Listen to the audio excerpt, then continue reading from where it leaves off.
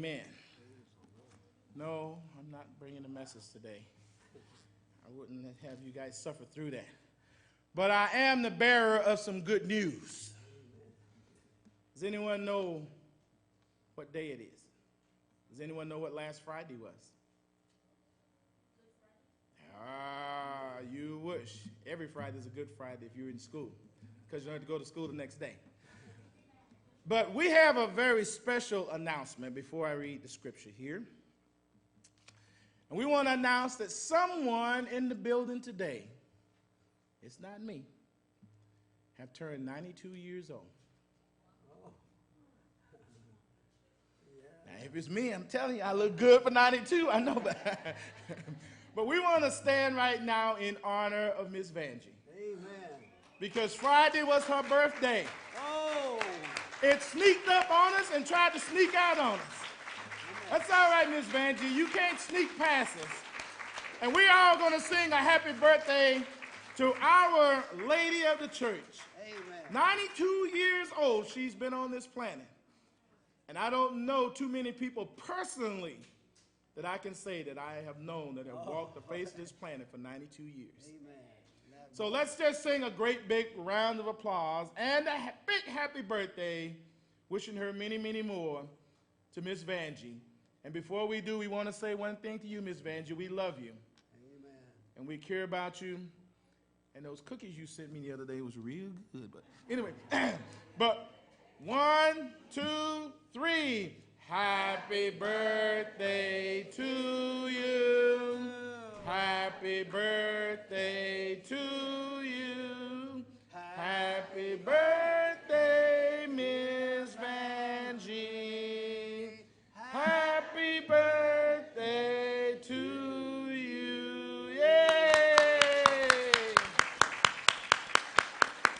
Now, you may not be able to do it right now, but before you go home today, I think you ought to at least take the time out to give Miss Vanjie a handshake or a hug. Yes.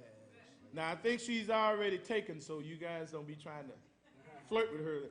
But at any rate, I think we should at least give her a handshake and a hug, because 92 years is a long time. It's a blessing. And the only way that you are going to even come close to making 92 years is to obey them that have the rule over you. Children, obey your parents, that your days on this planet might be long. But we love you, Miss Vanjie. God bless you. If you would, please turn with me in the book of Luke. Luke chapter 22, verse number 60 through 62. Luke chapter 22. That chapter has a long list of scriptures. Starting with verse number 60, and I'll be reading through verse number 62. And it reads like this. And Peter said, Man, I know not what thou sayest. And immediately, while he yet spake, the cock crew.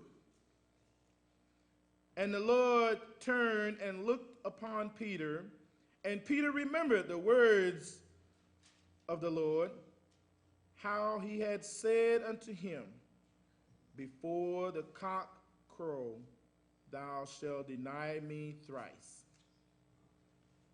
And Peter went out and wept bitterly. May the Lord add a blessing to that reading. Amen. Thank you.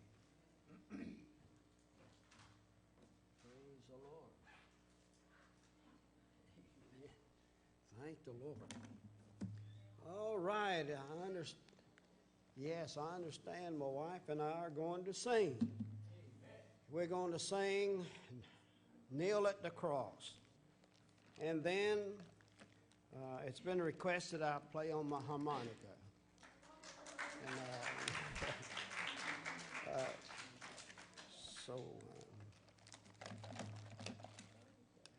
thank you, Betty. There you go. Thank you. Let's get over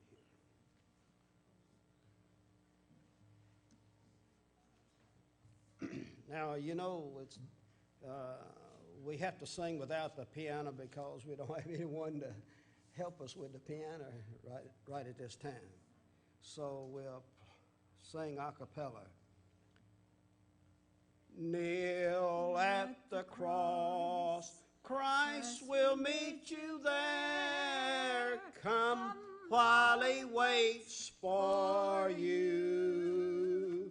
Listen to his voice, leave with him your care, and begin life anew.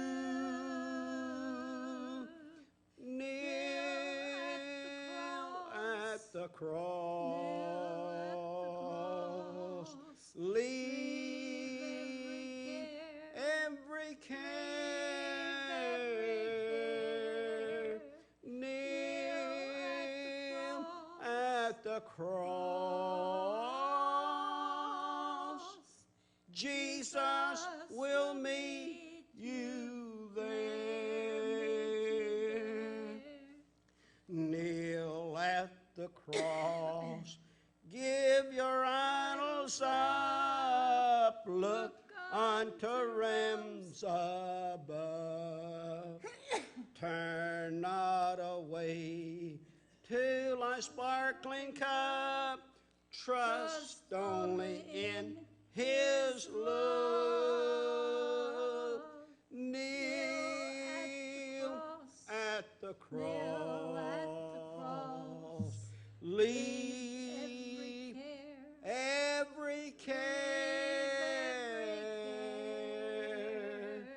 kneel at the cross, Jesus will meet you there.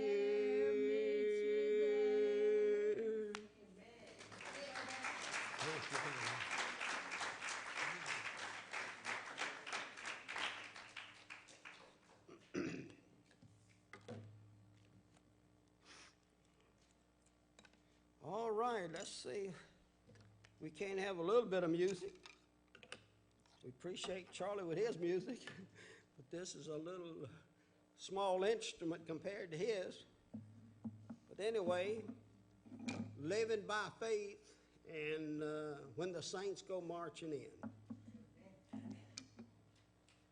I'm going to play on the little one first, and then I'll get to the other one, all right?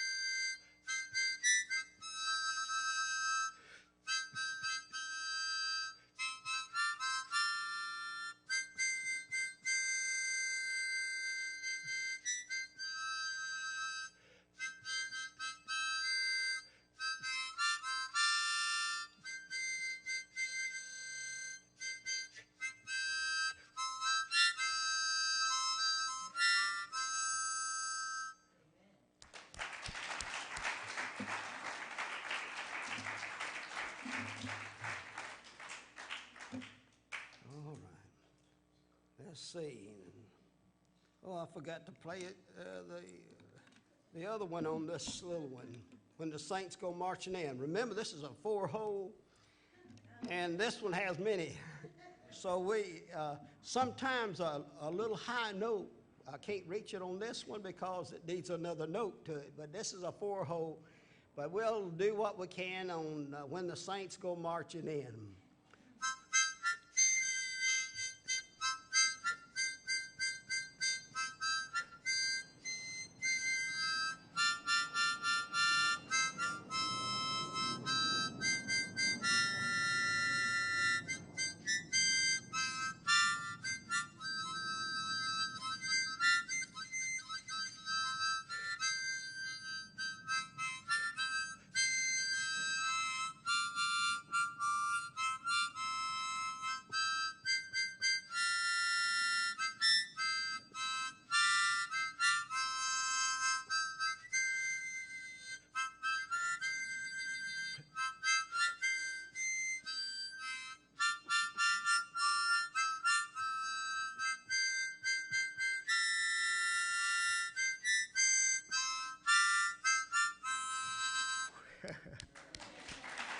Well,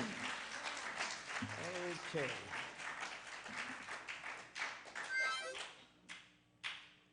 Well, I've been playing these harmonicas for some time, and I enjoy it. I don't know about you, but I enjoy it.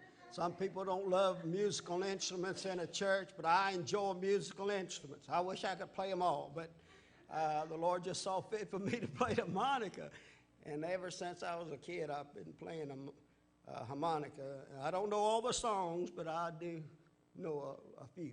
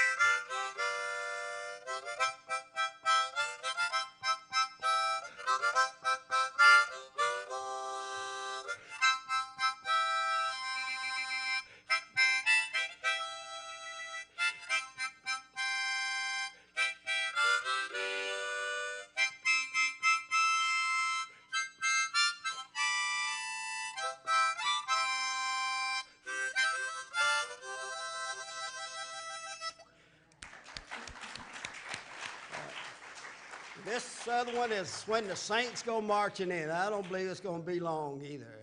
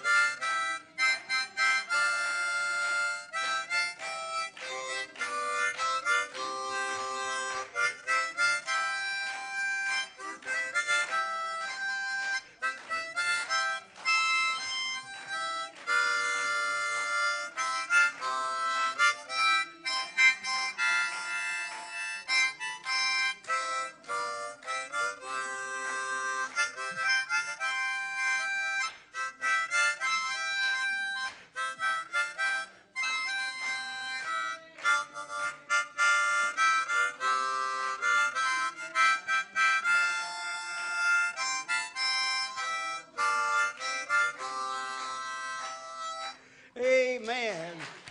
Isn't that wonderful? Thank the Lord. The saints are going to go marching home one day. Praise the Lord. Well, thank the Lord. All right. I'd like for us to look in the Word of God. We're glad you're here. And don't forget, we have service next Sunday. Amen. Keep us in mind. All right.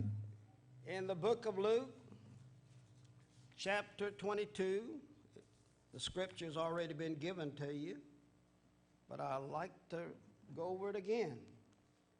Chapter 22, beginning with verse 60, let's notice these words. The book of Luke, chapter 22. And Peter said, man, he must have been, you reckon he was from the south? You know, southern people said, man, what did you say? Well, here Peter said, man, I know not what thou sayest. I don't know what you're talking about. And immediately while he yet spake, the rooster crowed. Oh, let's watch this rooster.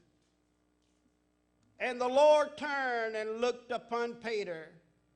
And Peter remembered the word of the Lord, how he had said unto him, before the rooster crows, thou shalt deny me 3 times. And Peter went out and wept bitterly. Brother, I'm glad that was in there. I know he did wrong. I know he did wrong by denying the Lord, but he did do the right thing by going out and coming back to the Lord. He wept bitterly. That is, he come back to Jesus. He repented, in other words. And thank God he made it right with Jesus. I want to talk to you now on the gospel rooster.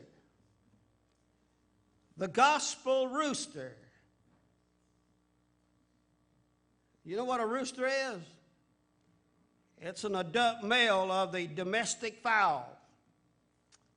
But I want to talk to you now about the gospel rooster. Here is one rooster that really, he entered the ministry. God called this rooster in the ministry. He is known as a sanctified, that is, he was set apart, rooster. Jesus foretold of his crowing or his preaching. I promise you today that he isn't a chicken like we have in our pulpits today. This rooster is a Jesus rooster. A Jesus rooster is a fighting rooster that keeps his spurs sharp. He has preached the same message over and over, and his message is still read by millions today. Let's notice some things about this unusual rooster. And first of all, let's take a look now. Now this rooster, he did what he could. He crowed. Well, what else would you expect him to do? He crowed. He didn't try to bark like a dog. He did not try to sing like a canary or talk like a parrot. He crowed.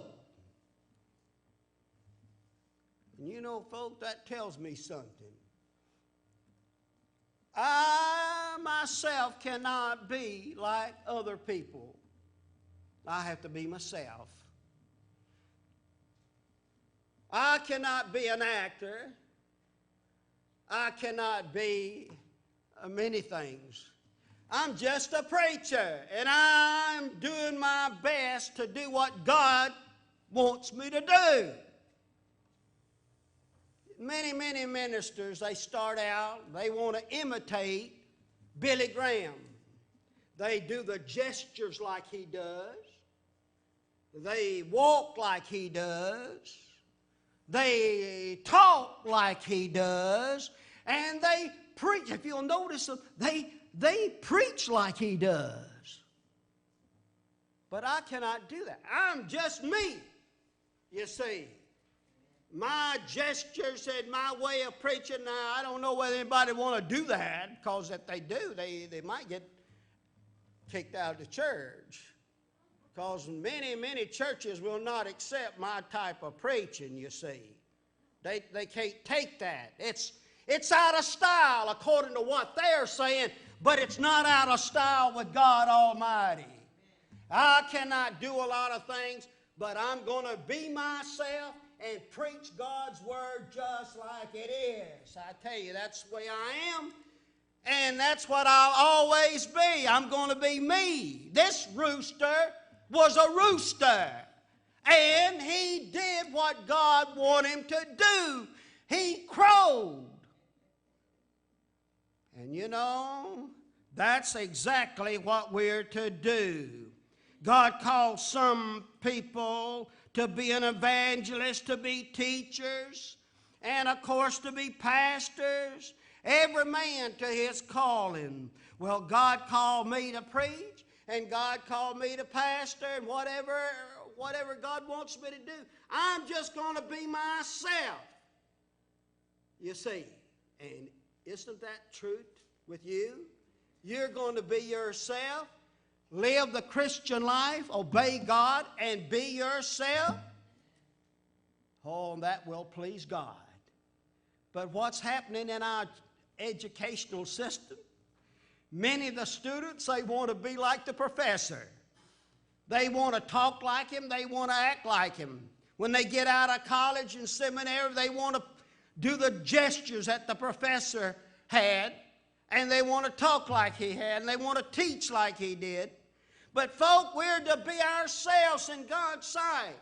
This rooster was a rooster, and you couldn't make anything else out of him. All right, so he did what he could. And then another thing about this rooster, his job was not considered important.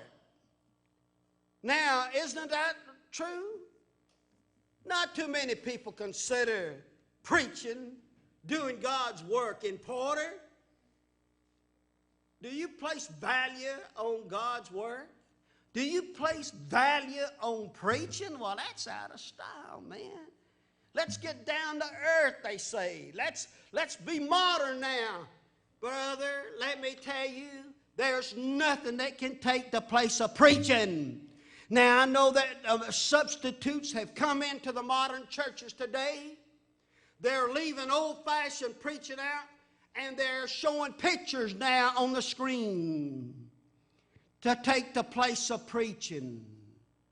They do not have a human being behind the pulpit preaching. They'll have some evangelist on the screen now preaching to people. Brother, there's nothing that'll take the place of preaching behind the pulpit. We want God's word, don't we? Is that what we want? We want preaching. The world doesn't consider preaching important whatsoever. They consider, and I like football too, but they consider football the most important part of our American way of living. Isn't that right? More value is placed on football than there is on the ministry and preaching of the word. The most important thing with God is the foolishness of preaching, not foolish preaching, but the foolishness of preaching is to win souls. That through the preaching of the word, people are saved. God's word must go out. I know it. Oh, isn't that strange to see a man up there behind the pulpit to preach something he's never seen, he's never touched. But I want you to know it's real. I've seen him with my spiritual eyes. One day I'm going to see him with my glorified eyes. I'm going to see him. Oh, thank God. Brother, I'm preaching facts, not theories. I know what I'm talking about. People outside, the world outside says, you don't know what you're talking about. Yes, I do. You haven't seen Jesus. Yes, I have. You don't know him. Yes, I do know him. He's within my heart, and that's the reason I'm preaching to you today, because God said for me to do that. And I've been doing it ever, the past 50 years now or more. And that's the reason I want the world to know Jesus. I want the world to know Christ and him alone. This rooster crowed, but it wasn't important by the world. Now, these other roosters out there in the yard, they strutted out there too. And they heard this rooster crow, but it wasn't important to them. But you know what, folks? Preaching is important with God. It's not highly esteemed by the world. His crowing was foolish to the other roosters. His crowing was foolish. Let me say, the preaching of the word is foolishness with the world. In 1 Corinthians now, chapter 1. 1 Corinthians, chapter 1. I want you to see something. 1 Corinthians, chapter 1, and let's notice in verse 16. Chapter 1 of 1 Corinthians and verse 16. And I baptize baptize also the household of Stephanus. Besides, I know not whether I baptized any other. Now, some people want to know more about water baptism. Well, let's listen to this one. For Christ sent me not to baptize, but to preach the gospel, not with the wisdom of the words, lest the cross of Christ should be made of none effect.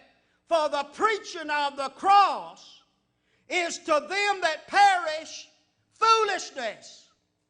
You see, they don't want to hear about the cross. They'd rather hear something about a ball game, and there's nothing wrong with a ball game. They want to hear something popular. They want to hear something that they love to hear. But the cross, to preach Jesus, to talk about Jesus, to sing about Jesus, is foolishness with the world. And the reason is because they don't know the Christ of the cross. They don't know Him. Brother, when they meet Him, when they know Him, brother, everything becomes light to them. It's not foolishness anymore. They love now to talk about Jesus, to sing about Jesus, to learn about Jesus. Oh, it's not foolishness anymore. Thank God for the preaching of the cross. It brings salvation to the lost. It's because of the one man, the man, Jesus Christ, bore our sins. He died for our sins. He nailed all the ceremonies to the cross. Even our sins, He nailed them to the cross, that you and I might be made free. Thank God forever. Oh, I love that. I love Jesus. I love this word. His job, this job of the rooster, was not considered important by the world. His little bit was usually unnoticed. But you know what? It wasn't unnoticed by God. God knew all about it. Because God sent that rooster out there. I believe it must have been Pilate's rooster. He must have had a lot of chickens out there. But he had, God pointed out one rooster. And He knew that he was going to be used to bring Peter, who denied the Lord 3 times. He knew that that rooster would be a means of winning Simon Peter to the Lord. Isn't that amazing? Isn't that amazing? The rooster crowed, and Simon Peter heard that rooster crow, and he remembered what Jesus said to him. Simon Peter, you're going to deny me 3 times. The rooster's going to crow, and you're going to remember those words. And when Simon Peter heard that rooster, the Bible says, the Word of God says, Peter went out. He went out. He didn't go out and get mad at the rooster. He went out and wept bitterly. Brother, if we had some old-time repentance like that, then it wouldn't be all this silly stuff of going back on the Lord today, going back on the Lord tomorrow, getting saved the next week, and going back on the Lord. Brother, you get right with God like Peter did, wept bitterly. He made it right with God. After the day of Pentecost, from the day of Pentecost on, Peter never did deny the Lord anymore. But oh, I thank God. I thank God for the rooster that the Lord placed out there in Pilate's yard. Then another thing about this rooster, he crowed, and he wasn't ashamed of it. Can you understand that? Can you hear that rooster? Don't you hear the rooster? He wasn't ashamed. Paul said in the book of Romans chapter 1, listen to these words, in chapter 1 of the book of Romans, he says in verse 16, I am not not ashamed of the gospel of Christ, for it is the power of God. It is, notice, it is the power of God. That word power means dunamis. That's the word that we get for dynamite here in America. They get it from the Greek word meaning dunamis. And the Bible says, I'm not ashamed of the gospel of Christ, for it is the dynamite of God unto salvation to everyone that believeth, to the Jew first. That's the reason Christ came into the world. To the Jew first, and also to the Greek or to the Gentile. So this rooster was not ashamed. It didn't embarrass him. He crowed. He didn't make him want to quit. Oh my, when I read that article in that magazine, I believe it's 1,400 ministers every month quitting the ministry. They just can't take it. It was so sad when I read that article. So many ministers are quitting, but not this rooster. He didn't quit. He kept on crowing. Amen. It didn't cause him to quit because, my friend, he did what God intended for him to do. He crowed. Oh, brother, it's so easy. I know it hadn't always been easy in the ministry. I know that. But I haven't quit. And I want to tell you something else, folks. I'm not going to quit. Amen. If I get to be 150, I'm not going to quit. As long as I've got my mind, my right mind, as long as I've got two legs, as long as I've got strength to go and preach, I'm going to do it. But so many preachers, they've got strong bodies. They've retired. They've got strong bodies. They've got an intelligent mind. And they have quit. They've retired from the ministry. They've pushed back their books. And many of them have sold their books. They quit. Brother, it's no time to quit. It's time to go forward for God. Just because so many have quit doesn't mean that I'm going to quit. It doesn't mean that you're going to quit, does it? Keep going on for the Lord, folks. Don't let anything stop you. Keep going on, because the day will come when you're going to really need Jesus. This rooster crowed, and he wasn't ashamed. It didn't make him blush either. No, sir. He was not ashamed. A young convert tried to preach in the open air. He could not preach very well, but he did the best he could. Someone interrupted him and said, "Young man, you can't preach. You ought to be ashamed of yourself." The young man answered, "So I am, but I'm not ashamed of my Lord." I'm not ashamed. Oh, keep on, folks. Keep on living for Jesus. Keep on serving Jesus. Don't give up. Don't give up. So many have given up. And they're going, as time goes on, people are going to thin out. They're going to quit serving God. But don't do it, folks. Life is too short. Brother, death can overtake you before the night comes. You'll wish you'd been right with God.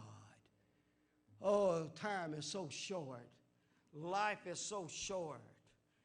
Death is so sure. Judgment is so sure. And eternity is sure too, my friend. Then another thing.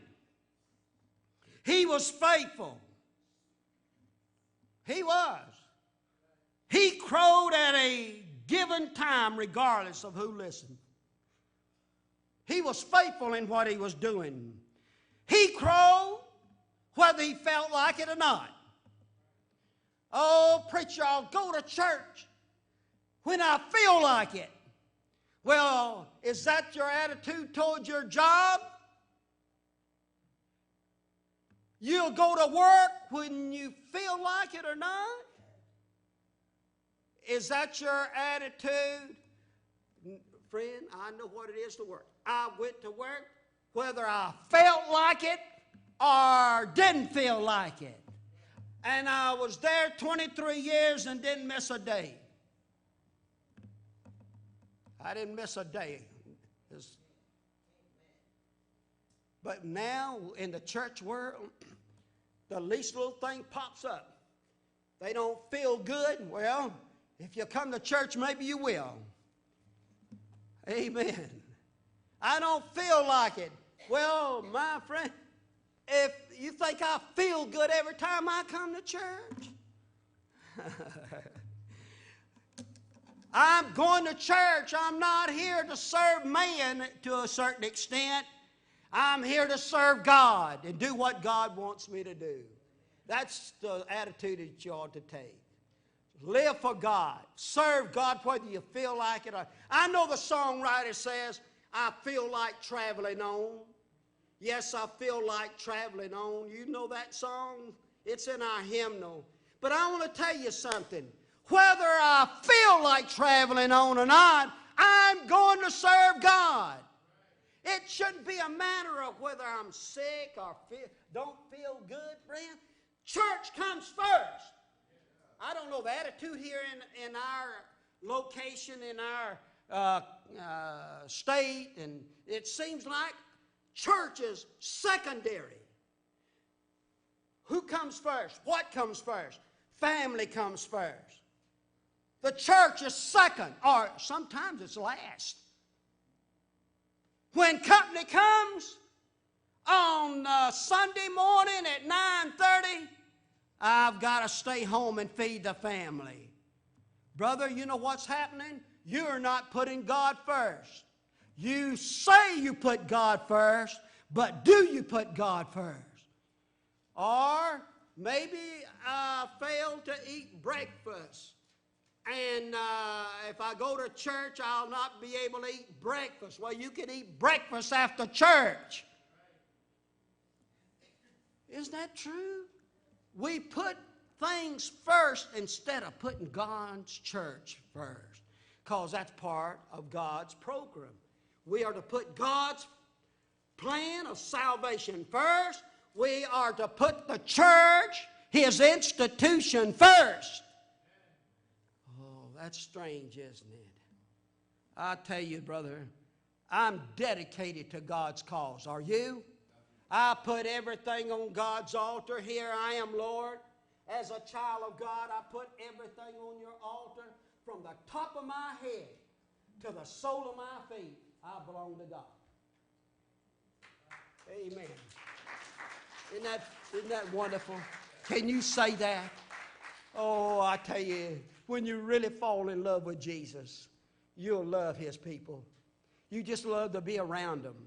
I know what it is to get out there in the world and work around people that curse and fuss and they get mad at one another. Man, I wasn't brought up yesterday. I wasn't born yesterday. I know the attitudes out there. And if you get ahead, somebody maybe get jealous of you if you get ahead. I remember, if you don't mind me telling this, and don't take that I'm trying to brag on myself. No, I just want you to realize how people are. I remember being in the Civil Air Patrol. I was a chaplain in there for 17 years. And, of course, in the military, in the Civil Air Patrol, you have to be in that category as an officer for so many years. First lieutenant, a year or so. Then you get to be captain for 3 years. And then you get to be a major for so many years. Well, my commander, he was major. And I was major, the rank of major. And my time came up to be the lieutenant colonel. And he's supposed to sign the papers. See, I was in a different category. He was a commander of the squadron, and I was the chaplain of the squadron. So he says to me, he says, "You're not going to get ahead of me." Well, I've got good news for you. My time and grade was already up. And whether he signed the papers or not, I went ahead and put in my papers through the squadron for me to be lieutenant colonel.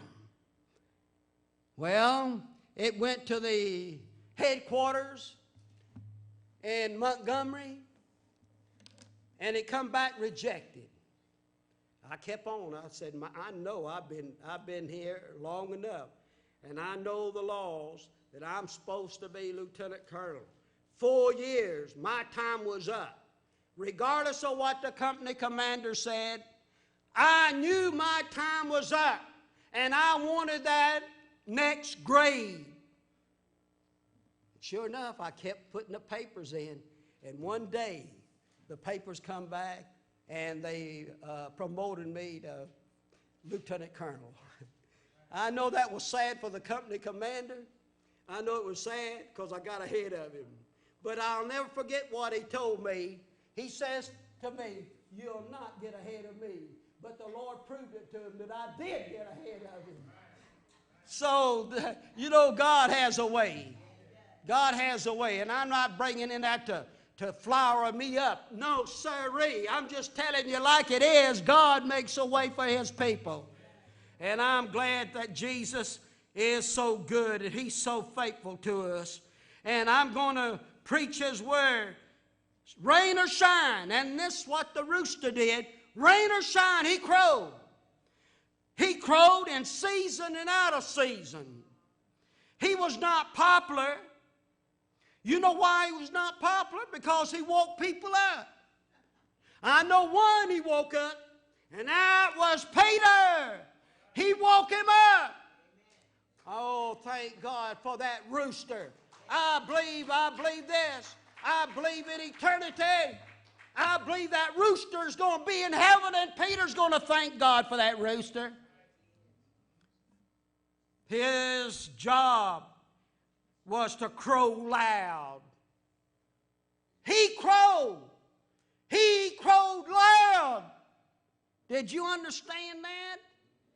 Oh, I want you to hear that. There's some people, brother, they want to hear a minister that just whispers. They don't like that loud preaching that preacher does at that church of the Nazarene. But you know, folks, have you ever looked in God's Word about loud preaching? Man, I wish I could preach where you come out of that seat. It'd be so loud, I wish I could preach so loud that it'll raise up the dead. But one day Jesus is going to preach so loud, and all he's going to say is, "Come." Brother, it's going to be so loud, it's going to wake up the dead. The saints are going to come out of their caskets. They're going to rise at the rapture of the church. The living saints are going to go up. The dead saints are going to rise up. They're going to all meet the Lord in the air. I'm waiting for that day, thank the Lord. But look at this. Look at Isaiah 58. Look at Isaiah 58:1. Isaiah, the Old Testament, 58:1. Oh, this is so good.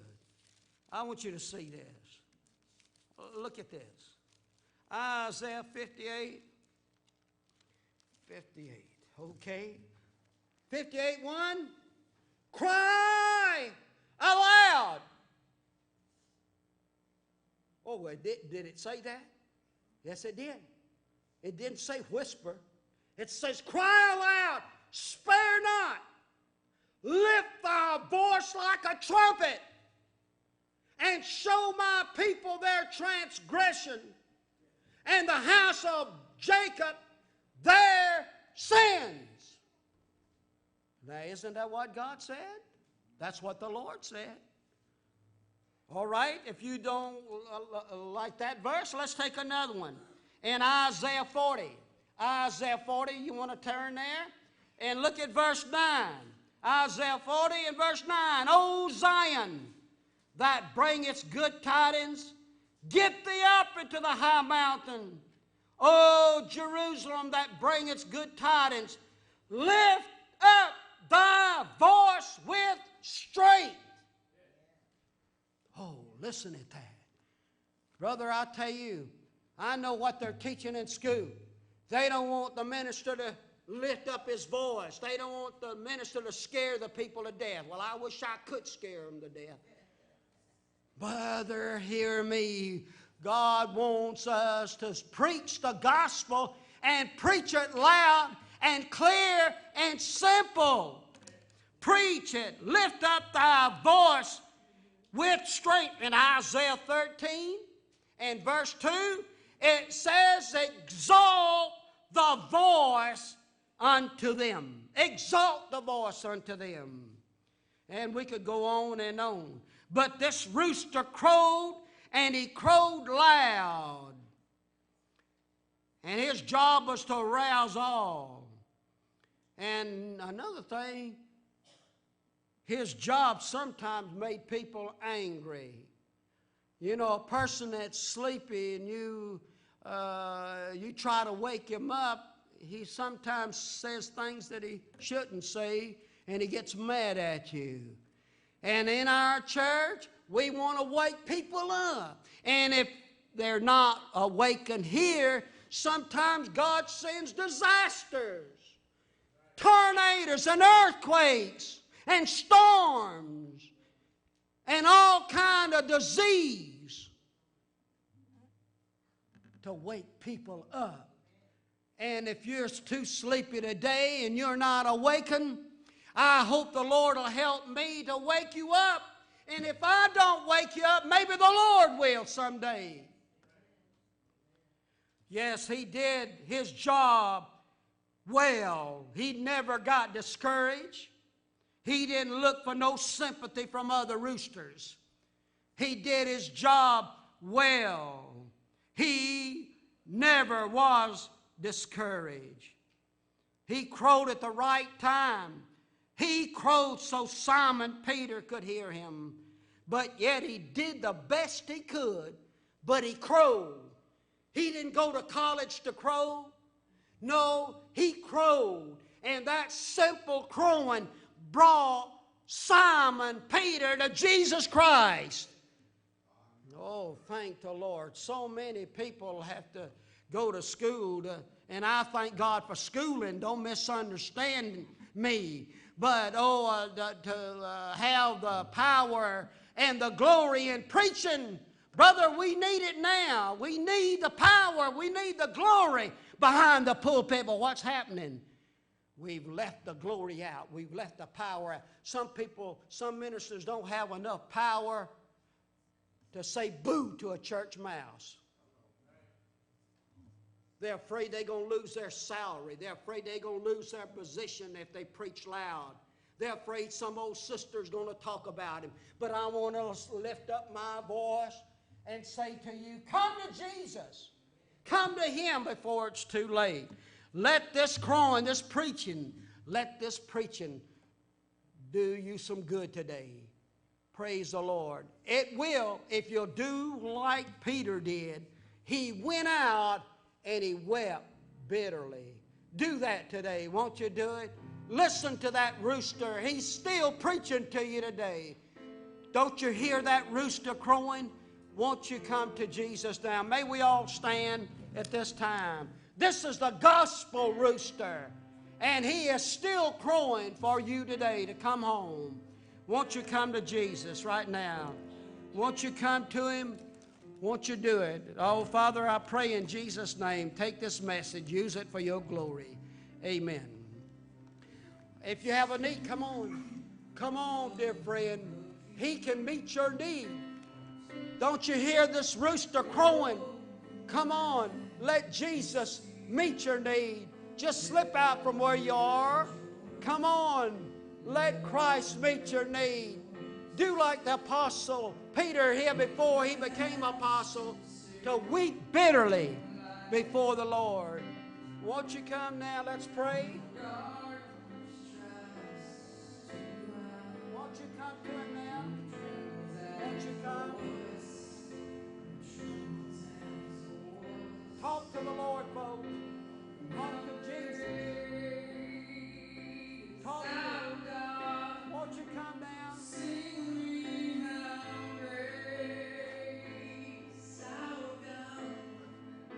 you come? Come on. Let go of everything and come down and let's pray. Let go of everything. Forget about people and come down. Forget about everybody. Come on down and pray and get right. Tell the Lord everything. Tell Him about anything that you want to talk to Him about. Won't you come before it's too late? Before it's too late, won't you come on down? Come on. Oh, won't you pray? Pray before it's too late. Talk to Jesus. Talk to Him. Won't you come now? Let's talk to Him. Won't you come to Him? Let's pray. Let's pray. Talk to Jesus. Folks, it's one thing to come to an altar. It's another thing to pray through. Pray through to victory. You can do it. The apostle, Peter, the disciple, he wept bitterly. Oh, go that route. God will meet your need. If you're having a problem, talk to Jesus. Talk to Jesus. Anybody else want to come before we pray around the altar? And I like for the Christians to come and let's pray together. I like for all the Christians to come. Oh, help me to pray here with the people. Oh, won't you come? All the Christians. Oh, we can pray through, folks. We can pray through the victory. Amen. Won't you come? Won't you come and let's pray? Won't you come and let's pray? Oh, folks. Oh, God.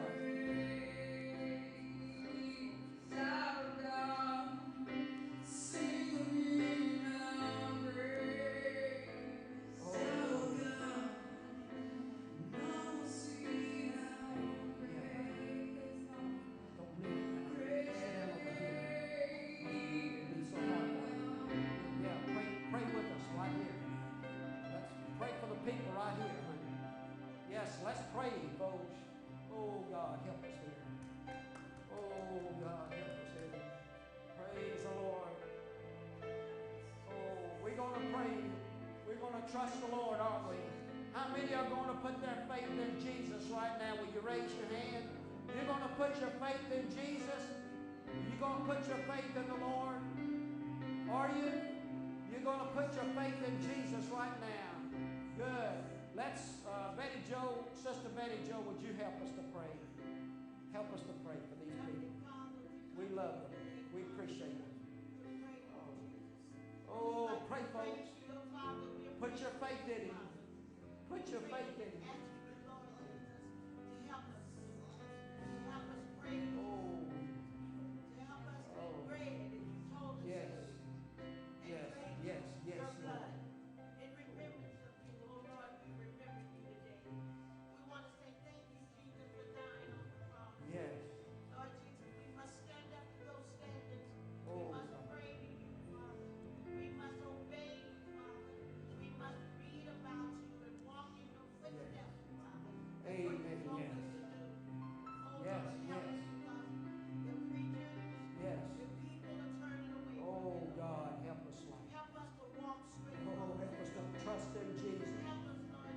Trust in Jesus right now.